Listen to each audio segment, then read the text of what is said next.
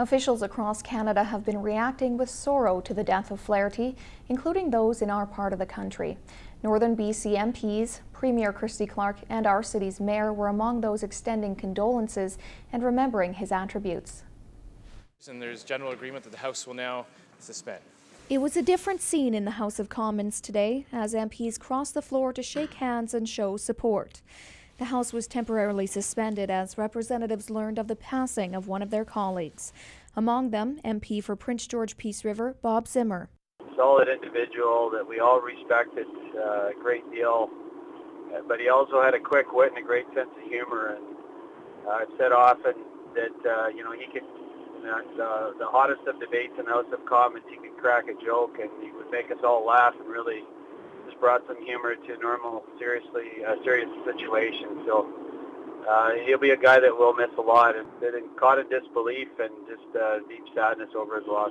A show of respect came from those in all parties. In a statement, Liberal leader Justin Trudeau expressed condolences to Flaherty's family, and NDP leader Thomas Mulcair became emotional as he paid tribute to Flaherty in Ottawa. Catherine and I want to express to Christine Elliott our profound sadness at the departure of our friend Jim Flaherty. All his colleagues here in the House of Commons share in that loss. He's a good person. I had a chance to know him before being in federal politics, and he's a strong, tough character. He's always been very devoted. While Flaherty is likely best known for his role as federal finance minister, his service to the country is being recognized by those in other levels of government. That's a real loss for our country. Jim Flaherty returned our country to a balanced budget. And I can tell you from experience, that's really hard to do. It takes a lot of tough decisions.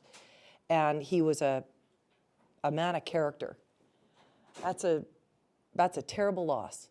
Well, I did get a chance to just chat with him for a few minutes last fall. We had an opportunity to meet, and he was just a very lovely man and very committed to Canada, worked incredibly hard, did what he believed was right, helped this country weather through a pretty tough economic storm, and had so much respect throughout the House, across the floor in government. Tributes will continue to pour in over the coming days as those who knew him come to terms with his death and the legacy he left behind.